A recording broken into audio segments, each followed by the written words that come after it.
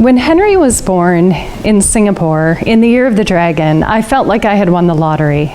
It turns out that in Singapore, a lot of people take the Chinese zodiac seriously, and the dragon is the most auspicious sign. They are thought to be strong and loyal, they grow up to be leaders, and when Henry was born, he looked like a little dragon. He was fat and bald, he exuded happiness and love, and he embraced his early childhood with a contagious sort of joyful enthusiasm.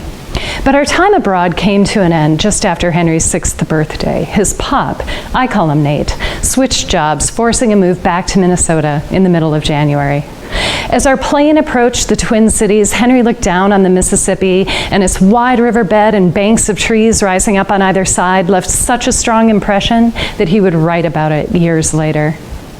As we settled into our new lives, it was the Mississippi that gently carried us forward by offering a simple structure to our lives. For me, it was the destination of early morning walks, and for Henry, it became his ultimate after-school playground. It had everything he needed for hours of fun. Rocks and sticks, sand and water. He'd go there with his sister Nina, and they'd scramble up and down trails, explore beaches, dig in soft sandstone. They'd come home muddy, a little scraped up, tired, and happy. And as Henry grew, the Mississippi became more and more important to him until it seemed to provide the ballast that made navigating middle and high school a lot easier. He joined the Minnesota Boat Club on Raspberry Island and fell completely for the sport of rowing. Nearly every day from early spring to late fall, he'd row upstream with teammates, under the high bridge, through the turbulent, swirling water, under the railroad bridge, often all the way to the confluence with the Minnesota. He enjoyed the challenge of rowing on a working river, learning to negotiate wakes thrown by barges and steamboats, and he appreciated that every day offered a different combination of wind and current and light. For a college essay, he wrote that being on the water in a rowing shell sparked joy and was a catalyst for reflection. For Henry's advanced science research project, he studied the effects of ammonia on plain pocketbook mussels. And for his senior internship, he worked with the Mississippi Park Connection, planting rain gardens and hundreds of trees and gravel beds. He especially loved the High Bridge. It connected him to Emmy in West St. Paul, so he drove over it a lot, often with cookies or flowers for his first true love, and on his way back, he would take in its sweeping views across the river up to the cathedral and Capitol in the distance. He was clear about it. The High Bridge was his favorite place. When Henry came back from his first semester at college, he had a new interest, art history, sparked by Professor Goldman's Art in the Environment class. For his final project, he chose to research Mel Chin's Revival Field, an art installation at the Pig's Eye landfill, once again channeling his love for the Mississippi. He told me about it as we drove through Wisconsin on our way to ski in Michigan. We were driving alongside the Namakagon River when Henry's voice broke off. An overloaded truck crossed the center line suddenly.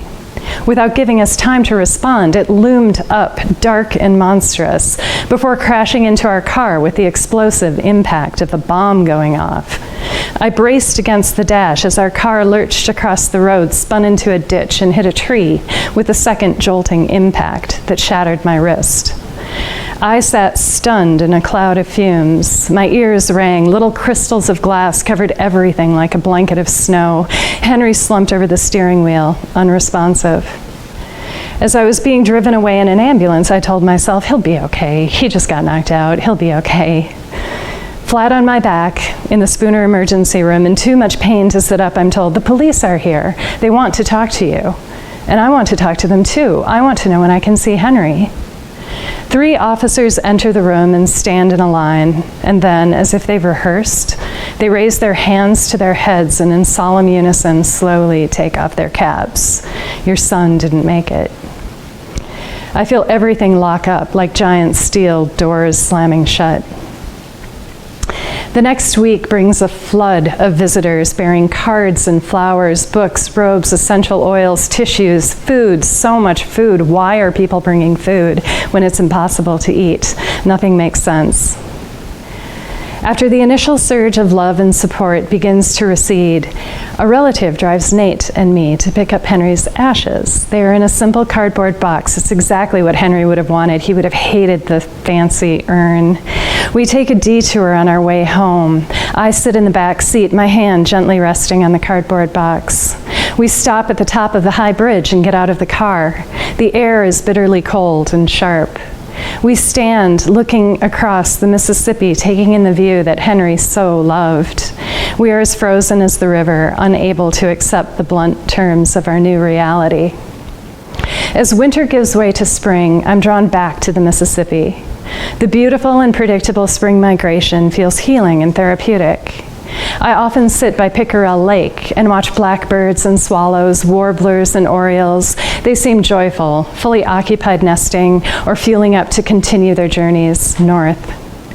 To process the impossible, I've turned to great thinkers. Rumi believed that turning toward what you love will save you. Viktor Frankl believed that love goes beyond the physical person to find its deepest meaning in his spiritual being, so that whether or not he is present or even alive isn't important. Henry echoed this sentiment in his senior speech, which he dedicated to his two intentional loves, Nina and the Mississippi River. To Nina, he wrote, "The constellations we saw above our tent are the same ones that appear outside my window at home at night. We are able to share these stars as we go off and live independent lives where we can't see each other at the end of every day.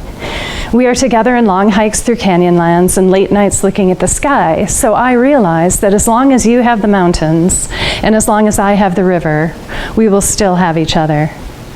And now I realize that grief is an expression of love, not pain. And as long as I have the Mississippi and other rivers to explore, I will always have Henry."